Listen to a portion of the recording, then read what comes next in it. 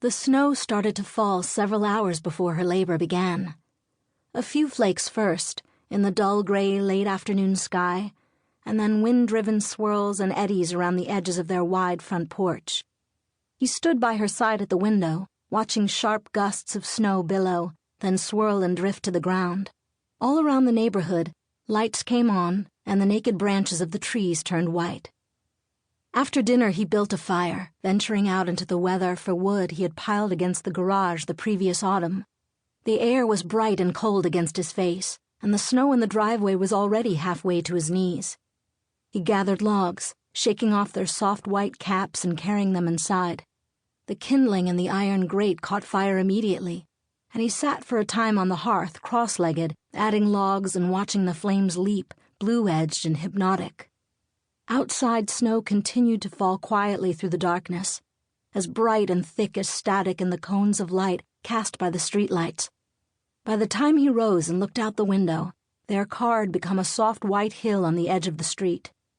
Already his footprints in the driveway had filled and disappeared. He brushed ashes from his hands and sat on the sofa beside his wife, her feet propped on pillows, her swollen ankles crossed, a copy of Dr. Spock balanced on her belly. Absorbed, she licked her index finger absently each time she turned a page. Her hands were slender, her fingers short and sturdy, and she bit her bottom lip lightly, intently, as she read.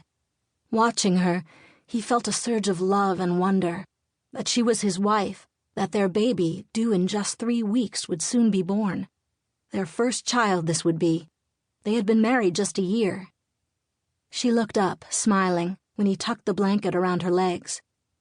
"You know, I've been wondering what it's like," she said. "Before we're born, I mean.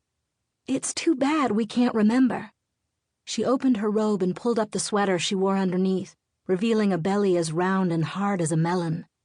She ran her hand across its smooth surface, firelight playing across her skin, casting reddish glow onto her hair. "Do you suppose it's like being inside a great lantern?